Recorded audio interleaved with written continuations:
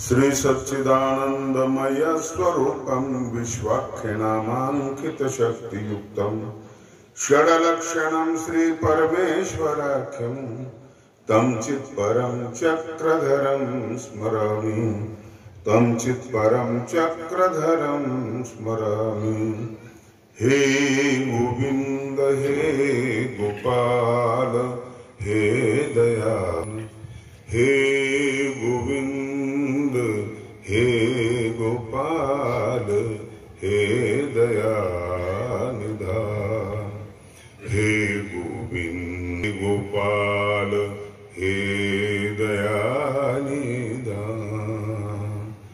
हे गोविंद हे गोपाल हे दयानिधान।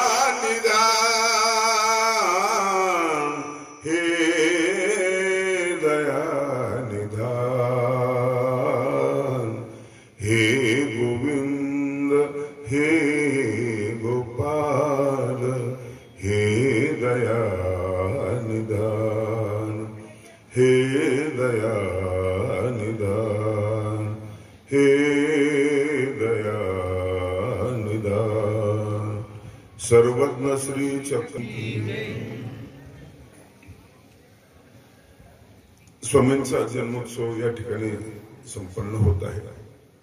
कार्यक्रमाचे अध्यक्ष आहेत माझे परम स्नेही आदरणीय ब्रह्मविद्येचे जाणते, खरंच ब्रह्मविद्यार्थ्यांची खळखळणाऱ्या पाण्यासारखी शुद्ध निर्मळ आणि धारावाही आहे।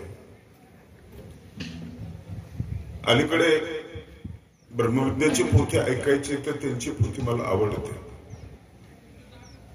कारण बदलल्या कालाप्रमाणे त्यांनी केलेलं सुलभीकरण हे अतिशय चांगलं आहे। संस्करण होत गेले पाहिजे, बदल संस्करण होत गेले, सोपं सोपं सोपं। नंतर शंकराचार्यांनी सोपं केलं, पुढे सोपं होत गेलं। ज्ञानेश्वरी सुलभ केली, सोपं होत गेलं।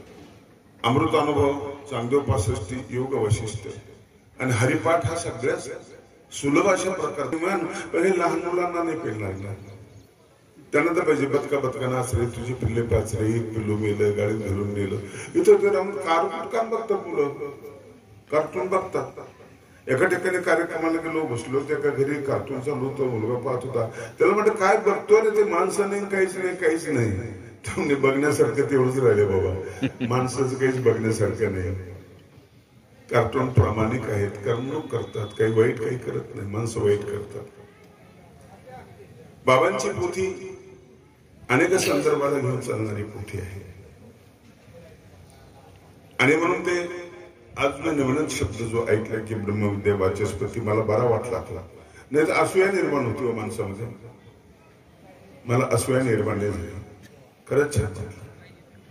आता जे बोलून गेले नाही ते आदरणीय महंत कृष्णारथ बाबा हे माझे मित्र आहेत, लेखक आहेत, चांगले लिहायला लागले। त्यांच्या शब्दांच्या दाण्याला आता दूध भरायला लागलेलं आहे, पूर्वी नव्हतं, आता दूध भरायला लागलेले। कणस चांगले होती, खायला मिळेल आपल्याला ते। त्यानंतर ज्यांचे मी प्रथम कीर्तन ऐकलं, प्रवचन ऐकलं, मलाही कीर्तन करावं असं वाटतं, ते माझे परम स्नेही पातुरकर बाबा शास्त्री। खरं त्यांना बोलू द्यायला पाहिजे, ते माझी इच्छा होती। खूप दिवसापासून मी त्यांचं ऐकलेलं नाही। ते आदरणीय बाबा, आदरणीय माझे परम स्नेही कोरेगावचे बाबा, आदरणीय वयस्कर वयोवृद्ध श्री तळगाव कर बाबा, त्याचप्रमाणे ज्यांनी कार्यक्रमाचे यजमान जे आहेत ते सगळे गावकरी आणि श्री विद्याधर दादा। विद्याधर दादांना पाण्याच्या हेतूनच खरं मी इथं आलो। जयंती हा दुय्यम भाग आहे, कारण इतका प्रिय आणि खूप गोड असलेला हा माणूस, या माणसाच्या वाचेमध्ये आणि हातामध्ये काय ताकद दिली ईश्वरीने माहिती नाही। अशा खूप ठिकाणं बांधल्याने त्यांनी सोडून दिलेले आहेत। 100 ओव्या किंवा 100 श्लोक पाठ करण्याची क्षमता ह्या माणसामध्ये आहे। मी फक्त निवडून देतो, हे पाठ करा, हे पाठ करा, एवढी स्मरणशक्ती, प्रचंड स्मरणशक्ती। मधल्या काळामध्ये थोडस ह्या माणसाला लक्ष्मणाने मारलं, मेघनाथाला मारलं. म्हणती नाही कोणती मोठी म्हणती म्हटली की आकर्षण असतं. कुठली प्रॉपर्टी नाही, काही नाही. लातूर जिल्ह्याच्या खेडेगावामध्ये जन्म आला आणि ज्ञानेश्वरीची एक ओवी आहे, मी त्यांना लावतोय, चुकलं तर क्षमा करा. नवरसी भरवी सागरू. संत ज्ञानेश्वर आपल्या गुरुला मागणी मागतात जगासाठी, समाजासाठी. जसं स्वामींनी सोपी मराठी सांगितली, संस्कृताच्या मध्ये बंद असलेली मराठी सुलभ केली, अवघड विषय सोपे करून सांगितले, असं ज्ञानेश्वरांनी काम केलेलं आहे. नवरसी भरवी सागरू. नीरस झालेला आमचा समाज आहे, कशातच रस राहिलेला नाहीये. कवितेचा आस्वाद घ्यावता त्याला भाषा येत नाही, त्याला शब्द कळत नाही. पुस्तक वाचवतो तो अज्ञानी अडाणी आहे. आणि तुकोबा म्हणाले की सेवितो हा रस वाटितो आणि का घ्यारे होऊ नका रानभरी. संत रस वाटप केले, आपण रानभर फिरत राहिलो. हे गुरु माऊली. नवरसी भरवी सागरू, उचित रत्नांचे आगरू. याने माणसं बिघडतात, ते उचित नाहीये. दुष्काळ पडला तर खाण्यासाठी त्यांच्या पिठाची भाकर करून खा, तुम्ही जगणार नाही. उचित रत्न काय आहे? जलम अन्नम सुभाषितम. 3 रत्न उचित आहे. पाणी, 6 दिवस तुम्ही बिना पाण्याचे राहू शकता. पाणी तुम्हाला जगवतं, रत्न तुम्हाला जगवत नाही. अन्न, अन्न महत्वाचं रत्न आहे. 21 दिवसापर्यंत तुम्ही बिना अन्न चालवू शकता, नंतर मरावं लागतं तुम्हाला, कारण रत्न नाही तुमच्याकडे. पैसा तर खूप आहे, बँक बॅलन्स चांगला आहे, पण खाताच येत नाही किंवा मिळतच नाही. अन्न रत्न आहे. आणि तिसरं रत्न आहे सुभाषित, म्हणजे चांगलं वाक्य, चमकदार वाक्य, कणखर वाक्य, प्रेरणा देणारं वाक्य, असं वाक्य. आणि मग आज तुकोबाच्या अभंग गातो, काही ओवे म्हणतो, ते रत्न आहे, सुभाषित आहे. माझ्या श्री सकलदार स्वामींचे सूत्र म्हणजे रत्न आहे. ते ईश्वराचे पुत्र आहेत, ते आपले मित्र झाले पाहिजे. एकच मित्र जरी आपल्याला भेटला ना, आपला उद्धार होऊन जाईल. एकच मित्र. स्वामींनी तुम्हाला उदात्त आणि उंच करण्याचा प्रयत्न केला आणि कुठल्याही जागेवर तुम्हाला मोठं होता येतं, हा संदेश स्वामींनी दिला. कुठल्याही जागेवरून मोठं होता येतं. नवरसी भरवी सागरू, उचित रत्नांचे आगरू. उचित रत्न दे आणि भावार्थांचे गिरीवरून निपजवी माय. भावार्थांचे पर्वत निर्माण कर या लोकांसाठी, या महाराष्ट्रातल्या जनतेसाठी भावार्थाचे पर्वत निर्माण कर. माणूस कठोर बनलेला आहे, आज यापेक्षा कठोर बनलेला आहे. बघा ना, बंगाल बघा ना, बदलापूर बघा ना. अरे वयाचा विचार नाही, कुठला विचार नाही. जंगली माणूस असा करत की जंगल जनावरांनी खराब केले नाही, माणसाने खराब केले. पाण्यातल्या प्राण्यांनी खराब केले नाही, माणसाने खराब केले. हवा कोणी खराब केली नाही, माणसाने खराब केलेली आहे. प्रदूषण निर्माण झालेलं आहे, जास्त प्रदूषण निर्माण झालं. या जनतेची फार मोठी गरज आहे. स्वामींनी सगळ्या विषयाला स्पर्श केलेला आहे, सगळ्या विषयांना. भावार्थांचे गिरीवरून निपजवी माय. नसू दे घरात नसू दे बँक बॅलन्स, नसू दे 4 व्हीलर गाडी, नसू दे पैसा. हे आणि याच्यावर जगलेत लोक. पैसा खांबाला पाठ टेकून ज्ञानेश्वरी सांगणं. आज पाठीमागे दोन्ही बाजूने लोड आणि पाठीमागे तक्क्या, त्याच्यावर लिहिलेले सुभाषित याची आणि त्या पैसे खांबाची विचार करा. पैसे निवासाचा पैसे खांब, ज्याला पाठ लावून ज्ञानेश्वरी सांगितली. कशाची होती पाठ? माणूस तोंडाने बोलतो, माणूस चालताने बोलतो, माणूस पाठीने बोलत असतो. आणि मग नमस्काराचे वर्षा होत. महाभारताचं शूटिंग यायचंय, एक एक पात्र येत होतं, परिचय देत होतं, त्याची निवड होत होती, निवड होत होती त्याची. रामायणाची निर्मिती होत असताना अरविंद त्रिवेदी नावाचा एक माणूस आला, ज्याने रावणाची भूमिका केली. समोर आला, बसला, परिचयामध्ये काम करतो असं वगैरे सगळं सांगितलं. नाही आवडला सागरला तो. रामानं सागरला नाही आवडला. म्हटलं तू जाऊ शकतोस. निघाला तो. 50 फूट चालत गेला. इतका चांगलं चालला, इतका चांगलं चालला. त्याचं चालणं, त्याची पाठ, इतकी आवडली. आवाज द्या अरविंद इकडे ये. आला. तू माझा रावण. पाठही बोलतोय. पाठ बोलते म्हणजे तुम्ही गावात आले, लोकांनी तुमची स्तुत्या केली आणि नंतर निघून गेले. पाठीमाग लोक शिव्या देतात, पाठ बोलत नाही तुमची. आणि पाठीमागे लोक तुमचं कौतुक करतात ना, तुमची पाठ आहे. स्वामीने 5 गोष्टी दुरुस्त करायला सांगितल्या. एवढ्याच जागेमध्ये खाली काही नाही. चांगलं पाहता आलं पाहिजे, चांगलं ऐकता आलं पाहिजे, चांगलं बोलता आलं पाहिजे, चांगली चव घेता आली पाहिजे, चांगला स्पर्श करता आला पाहिजे. हेच तर खाद्य आहे ना आपलं. दुसरं काय? एवढंच खाद्य आहे आपलं. अन्न 5% खातोय आपण. आपलं जेवण आहे ना, माझं पोट भरलं म्हणतो ना आपण, 5% आहे ते, बाकीचे उरलेलं आहे. तुम्ही लहान असताना तुमचं खरकट तोंड तुमची आई पुसते. लोड फाटका असेल, गाठीत असेल, आई तोंड पुसते, फक्त स्पर्श. तुम्ही मोठ्या झाले, हेअर कटिंग सलून मध्ये गेले, खूप भारी आहे, तिथं तुम्ही दाढी केली, उलटी केली, सुलटी केली, त्याला काहीतरी पाणी मारलं, की केमिकल मारलं, खूप सेवा केली, तिने दाढी चोळली, सगळं केलं. नंतर तुमचं तोंड तो टावेलनं पुसतो. ते पुसणं आणि हे पुसणं काही फरक आहे की नाही? 2 पुसण्या, एका पुसण्यामध्ये धंदा आहे आणि एका पुसण्यामध्ये प्रेम आहे. आईच्या पुसण्यामध्ये सौदा नाही, याचे तर सौदा आहे. हा फरक आहे. स्पर्श महत्वाचा आहे. सशाला झालेला मांडीचा स्पर्श इतका बोलकाय. अरे तो स्वामींकडे का पळत गेला? माणूस आहे म्हणून. माणूस तर ते नव्हते. पाठीमागे गेलेले पारदेश सुद्धा माणसं होते, पण तो माणसाची निवड करत होता. आणि पहिली घटना नाही, अगोदर तो फिरला असेल, स्वामीच्या भोवती उड्या मारल्या असेल, जवळ गेला असेल आणि मग विश्वास संपादन केलं असेल, त्याला तो स्वामींच्या माणसाने श्रीमंत झाला.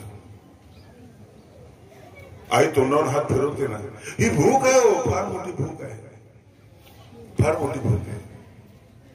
दानवांच्या स्पर्शाने रेडा बोलायला लागतो. स्पर्शाची ताकद आहे.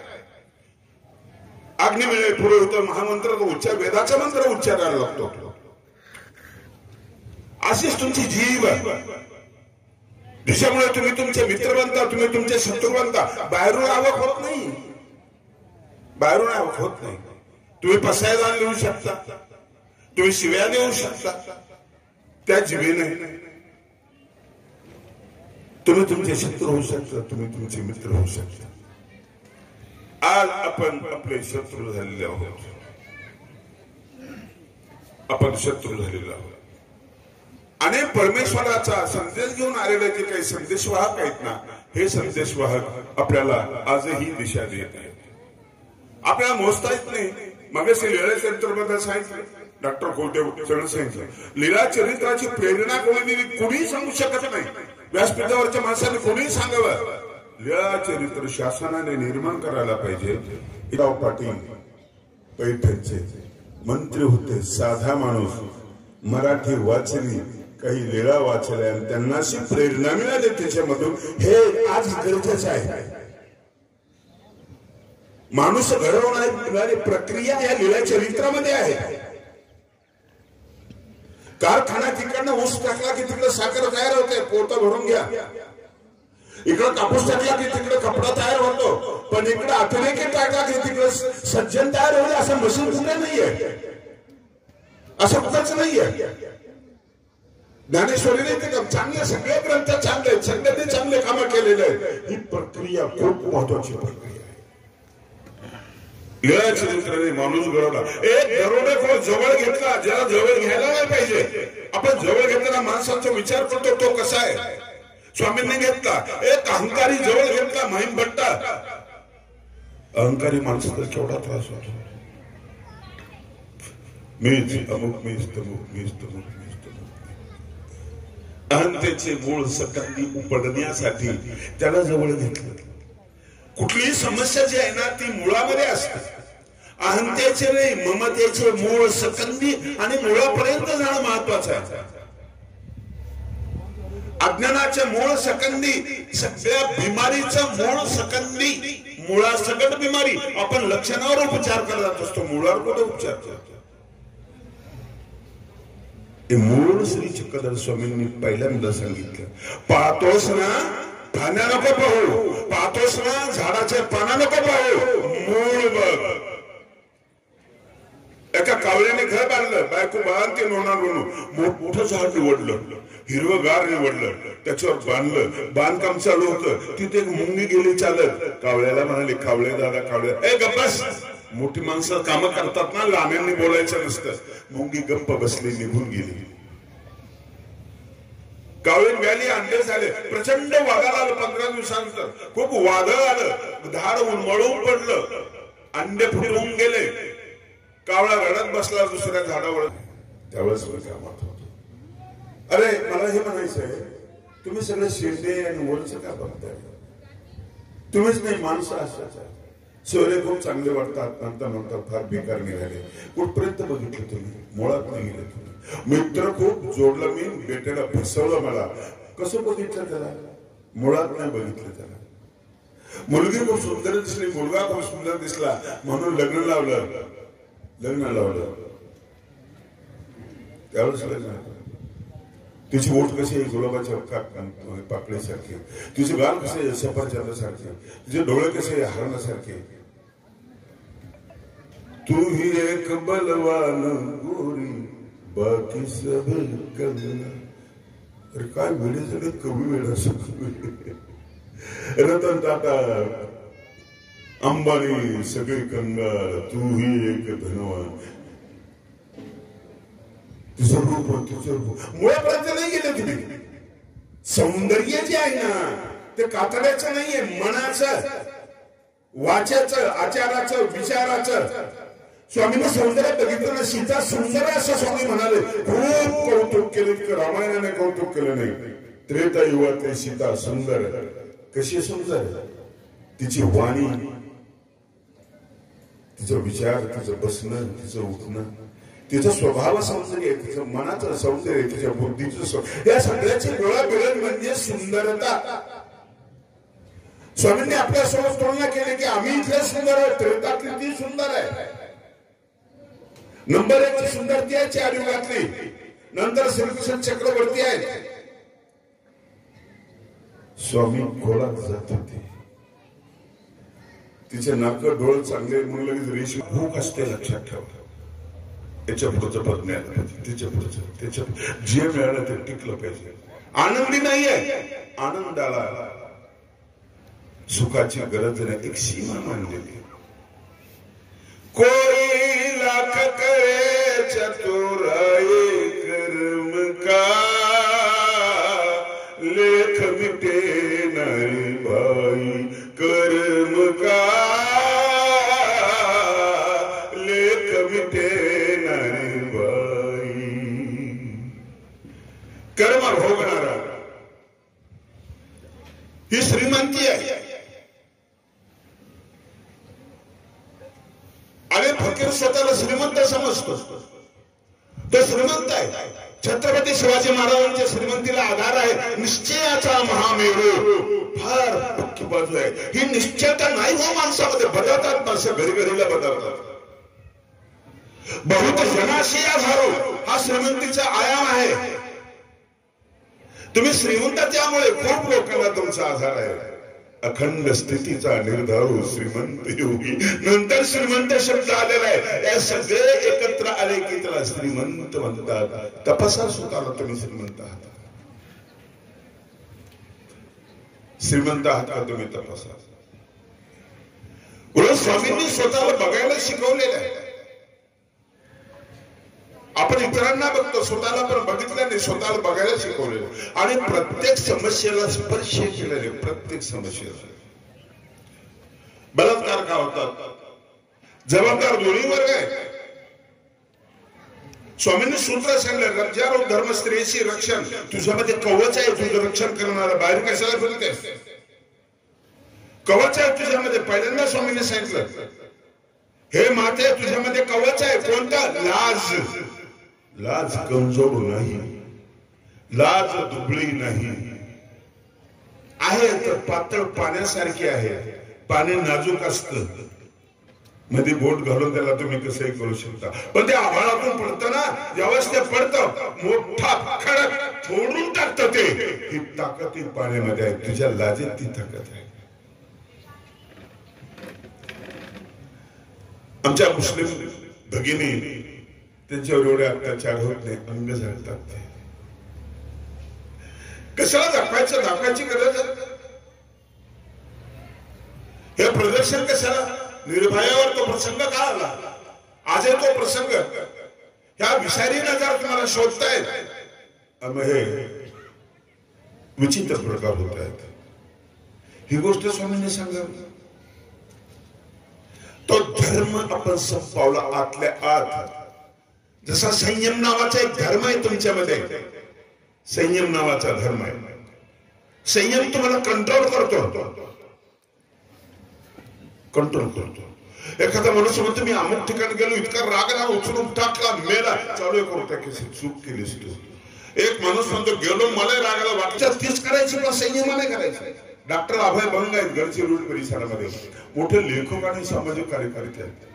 त्यांची हृदय माझा हृदय रोग नावाचा त्यांनी पुस्तक लिहिलं आहे, त्यातलं वाचलंय मी. म्हटले शुगर असलेल्या माणसाला सुद्धा गोड खाता येतं. मला शुगर होती, मला खूप धीर वाटला, आधार पाहिजे ना कुठला तरी, खूप समाधान वाटलं मला. मग ते वाचलं मी, तर त्यांनी संयम सांगितलं. ते म्हणाले तुम्ही शुगर खात नाही, तुम्ही शुगर गिळताय. तुम्ही 4-5 वाट्या श्रीखंड खाल्ल्याने तुम्ही तो गिळला. समोर श्रीखंडाची वाटी आली ना, तुम्हाला मी सांगतो कसं खायचं. म्हणजे चमचा बुडवलेले केशरी रंग आहे, हिमालयाच्या पर्वतासारखा असा उंच आहे, जिभेला लाळ सुटलेले आहे, कधी खाऊ कधी नाही असं सुरू झालेलं आहे. आता कसं करा तुम्ही, तो चमचा असा बुडवा चांगला भरून घ्या, जवळ आणा, तोंडाजवळ आणा. खूप दिवस खाल्ल्याने घरच्याने खाऊ दे, घरचे पिकाचे आले. आता आज तुम्हाला योग चांगले, घरचं कोणी जवळ नाहीये. आणि शेजारी एक माणूस होता, खात नव्हतो मी. तो म्हटलं काही होत नाही, थोडंफार खाल्लं काही होत नाही. तो एक आधार मिळाला. असेच आधार घेत चला, चुकीचा आधार घेत चालू. श्रीखंड घ्यायचा, तोंडात टाकायचं, ओरपून घ्यायचा. आता पथ्य सांगतो तुम्हाला. त्याने सांगितलं पुढे ढकलायचा, फिरवा थोडासा, गोड वाटतं, मस्त वाटतं. आता मागण्या गिळण्यापर्यंत आपण गिळू नका, तिथून परत वर आणा. इकडच्या गालाकडे नाही, इकडं घोळा थोडस. आता इकडच्या गालाकडे नाही, तिथं घोळा थोडस. पाणी होऊ द्या, विसरत राहा मध्ये, इकडून तिकडं ढकलत राहा. एरवी तुम्ही जीवनामध्ये ढकलीच करताय, दुसरं काय करताय तुम्ही? ढकलत राहा. दुसरा चमचा घ्या, तसंच करा. तिसरा खाण्याची तुमची हिंमत नाही, तोंड गोड बळेल तुमचं. हा तुम्ही खाल्ला, 4 वाट्या तुम्ही गिळल्यामुळे तुम्हाला शुगर झालेली, ती वाढत चाललेली. मी तुला बोल दिजे, मी तुला पावली चालिले, निद्रीही मानू दिजे अवसरे एके. ज्ञानेश्वरी तेच सांगते. स्वामींनी आहाराचं तंत्र सांगितलं. तुम्ही आहाराच्या आहारी गेले की संपलं तुमचं. आहार तुमच्या आहारी असला पाहिजे. आहाराच्या आहारी जाऊ नका, हे फसवतात पदार्थ, ते तुमच्या आहारी असलं पाहिजे. नाही बिमार पडत माणूस. युक्तहार विहारस्य युक्त चष्टस्य कर्मसु युक्त स्वप्नावबोधस्य योगो भवति दुःखः. दुःख विनाशक योग मी तुला सांगतो. मारामारीच्या प्रसंगामध्ये हे सांगायचं श्रीकृष्ण चक्रवर्ती विसरले नाही. आरोग्यावर तुझं बोलावं, तो प्रसंग आहे का, ते आहे काय? कृष्ण महाराज त्या ठिकाणी आरोग्यावर सुद्धा बोलले. म्हणून जे जुनं होतं ते तर सांगत राहा तुम्ही, पण तेच सांगू नका. इथलंही सांगा, तसं जर असेल तर इथलंही सांगा. मी म्हणतो शहाजहानने ताज सांगा, ताजमहल बांधला, सांगा, गोष्ट सांगा, पण त्याच्या अलीकडे काही सांगण्यासारखं आहे की नाही? तुम्हाला ताजमहल बांधण्यासाठी शहानशाह नाही होत तुम्ही, मग त्याच्या अलीकडे आहे की नाही? काही बिहारमध्ये दशरथ बांजी नावाचा एक माणूस आहे, डोंगरात काम करत होता. बायको भाकरी घेऊन आली, ती गरोदर होती. चढता तिला त्रास झाला, ती पडली, ती मेली. तिला दवाखान्यात नेऊ शकत नाही. डोंगर उभा आहे सगळा. त्यानंतर दशरथ माझ्याने काय केलं, 3 किलोमीटर रस्ता खोदला. एकटाच खोदत होता. लोक वेडा मानत होते. काही दिवसानंतर लोक सहभागी झाले. 3 किलोमीटरचा रस्ता डोंगर त्याने फोडून काढला. कोण चांगला आहे सांगा? शहानशाह चांगला आहे? कोण चांगला आहे? दशरथ माझी चांगला. हा आमच्या जास्त कामाचा आहे. गुरळ पावडर टोपल्याला त्याने सन्मानित केलं आणि त्याच्या बळावर एकट्याने 3 किलोमीटरचा रस्ता डोंगरातून काही 55 किलोमीटरचा रस्ता वाचायला त्यांचा इतका शॉर्टकट तो झाला. आम्ही हे सगळं दुर्लक्ष करतो. आम्हाला महाभारत पाहिजे फक्त गीतेसाठी, बाकीचे श्रीकृष्णाचं अनुकरण करू नका. त्याने रासक्रीडा केली, तुम्ही केली. तुमच्या फ्रीज मधून जर वस्तू नेल्या तर ते पोटाला तुम्ही ठोकल्याशिवाय राहणार नाही. तो नाही कामाचा. त्यांनी वस्त्र पुरवलं, द्रौपदीला समाधान आहे याच्यामध्ये, पण तिथंच काम थांबलंय का ते नाही. त्याचे प्रतिनिधी आहेत, ईश्वराचे प्रतिनिधी आहेत, कुणाला प्रेरणा देतात. रावणाला मारण्यासाठी कोणी आला, कंसाला मारण्यासाठी कृष्ण आला, अफजल खानाला मारण्यासाठी कोणी आलेला नाही. त्याच्या प्रेरणेने मारलं त्याला. आणि दुसरी गोष्ट की मारणं हा पराक्रम नाहीये. तुम्ही मोजताय मारण्यावर, नाट्यमय घटनेवर मोजता तुम्ही. मार कोथळा बाय, अरे तिथं मोठे नाही, तिथं पराक्रमी शिवाजी महाराज. मग मोठे कुठे आहेत? त्याची कबर बांधली त्या ठिकाणी मोठे आहेत. आणि म्हणून शिवरायाचे 8वावे होतं. शिवरायाचा 8वावा प्रताप. हे 8वा. काल परवा मी गाणं ऐकलं, खूप गोड वाटलं मला. बाबासाहेबांवर आहे. आकाश मोजितो आम्ही भीमा तुझ्यामुळे, आकाश मोजी. त्याचं कर्तृत्व गाण्यात आलेलं आहे. आकाश मोजितो आम्ही भीमा तुझ्यामुळे, संकट रोजितो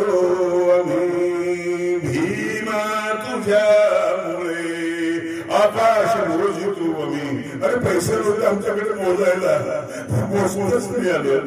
दांडे मोजायला मला अक्कल नव्हतं, मोजतच नाही आलं. कुठला ग्रंथ वाचून स्वतःला मोजावं, कोणाला मोजावं अक्षरच नव्हते. मोजतात पण तुझ्यामुळे आकाश मोजतो आम्ही. ही विभूती तुझी सांगायची राहून गेलेली आहे. खूप विभूत्या सांगितल्या, तिकडे जायची काय गरज आहे. तिच्याकडून हिंमत घ्या.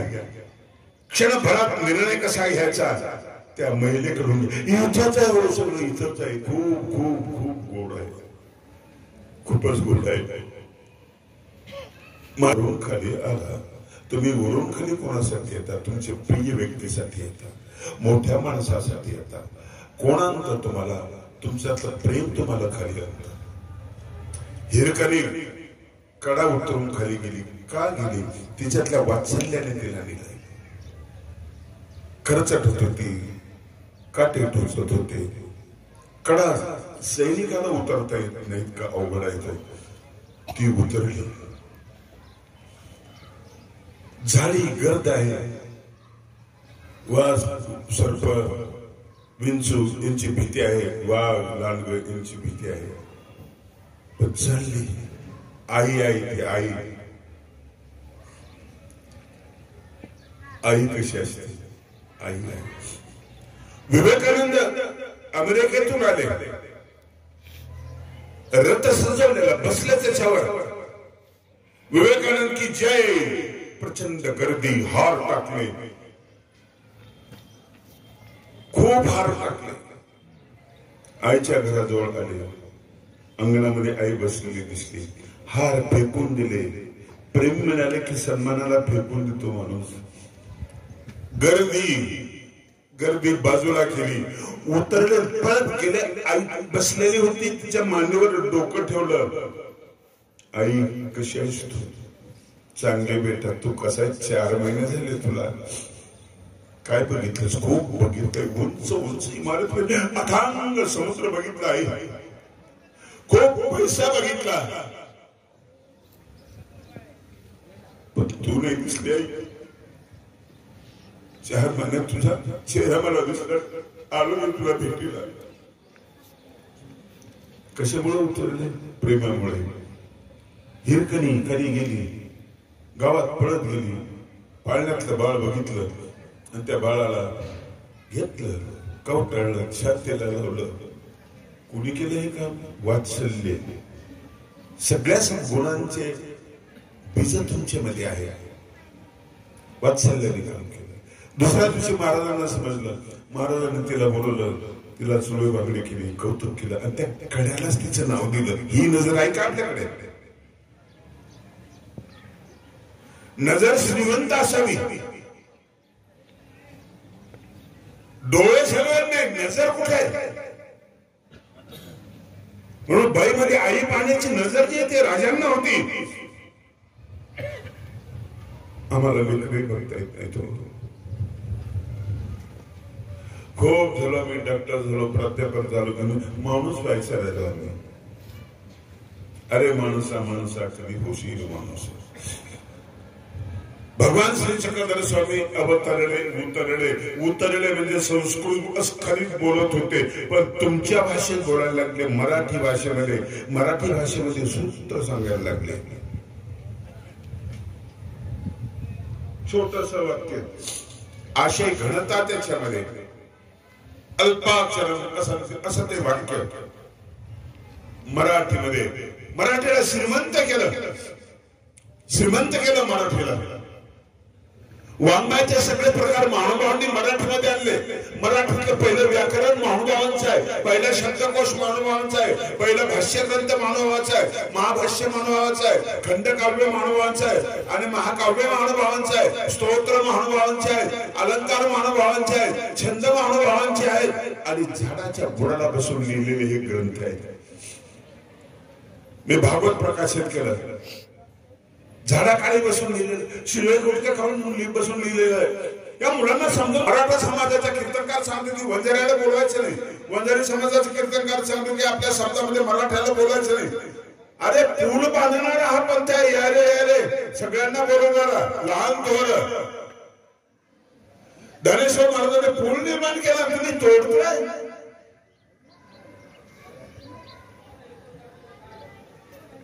फार स्वामींनी सुरुवातीला पूल तयार केला. सगळे कामाला लागले, बाईंनी कसोट्या घातले, माणसांनी कामाला लागले, नागदेव कामाला लागले, सगळे कामाला लागले. तर सगळ्यांकडून ती काही जमीन आहे. स्वामींनी एक धक्का दिला, पूल फिट बसला, ती शिळा फिट बसली. ती लहान होती, शिळा होती असं नाहीये. अंतर कमी करणारी जी गोष्ट आहे ती स्वामींनी केली, कमी करणारी गोष्ट. ही लीळा तुम्हाला कळणं महत्वाचं आहे. या 3 फुटाच्या रस्त्याला तुम्ही जायचं नाही, आमचा रस्ता आहे. पूल तयार केला तुम्ही. जाता येत असेल तर जाऊ द्या, जाता येत असेल तर जाऊ द्या. ही गोष्ट महत्वाची की स्वामींनी आम्हाला काय दिलं, महाराष्ट्राला काय दिलं? महाराष्ट्राला भाषा दिली, महाराष्ट्राला ब्रह्मविद्या दिली, महाराष्ट्राला संघटन कौशल्य दिलं. आज जाधववाडीचा आश्रम बघा तुम्ही, 2-3 हजार लोक कसे राहत असतील. माझ्याकडे एक माणूस नाहीये, कसे राहत असतील. ते बाबांची भाषा, वाणी, इतरांबद्दलचा आदर, आचार करणारे ते विचारी असे बरेच आहे. पण त्या सगळ्यात जास्त आश्रम आहे, तिथे ते पाळल्या जातात, तिथे लीळा जगल्या जातात, जगवल्या जातात. बारीक गोष्टीला आत्महत्या करतोय आपण, बारीक गोष्टी. किडे माकुडे करत नाही, समजावून सांगा त्यांना, किडे माकुडे करत नाही. मुंगळा अर्धा तुटला तरी अर्धा बिना ट्रॉलीचा ट्रॅक्टर पळावा तसा पळतोय, जगतोय, मरत नाही. तुला झालंय काय? मम्मीने मोबाईलने मला वापरू दिला, आत्महत्या. साधे करतात, डॉक्टर करतात, वकील करतात, मंत्री करतात, सगळे पोलीस खात्यातले करतात. झालंय काय? जंगलामध्ये राहणाऱ्या आमच्या महानुभावांनी आत्महत्याचा विचार कधी नाही आला. उपाशी राहिले 3-3 दिवस, आत्महत्याचा विचार. इतके कमजोर नाही ना आपण, विचलित होणारे. स्वामींनी अशी जागा निर्माण करून दिली आम्हाला. तुमची जागा तुम्ही निर्माण करताय, कॉर्नरचा प्लॉट हा घ्या, अमुक आहे तो घ्या, आणि जागेवर अवलंबून असतं. मी जी जागा सांगतो स्वामींनी तयार केली ती तुमची अंतःकरणातली जागा, ती जागा अभयाची जागा. तुम्ही कधी नाही घाबरायला पाहिजे अशी जागा तुम्ही घाबरताय. आत्महत्याचं कारण काय? तुम्ही घाबरले, कर्ज करून देणं होत नाही. अरे बदलून जा. बदनामी झाली, खूप लोक असे मोठमोठे मंत्री बदनामी झाले, काही होत नाही. मरू नको, दाही दिशा मोकळ्या, कुठेही जा, जग. तुझी बदनामी फसवून करण्यासाठी तरी तू जग. वेरूळला स्वामींची एक लीळा आहे. बाबांना सांगा म्हटलं, पण नंतर मीच म्हटलं मी सांगतो. लेण्यामध्ये स्वामींचा मुक्काम आहे. अत्यंत सुंदर देखणं लेणं, विदेशातले लोक ते लेणं पाहतात. त्या लेण्या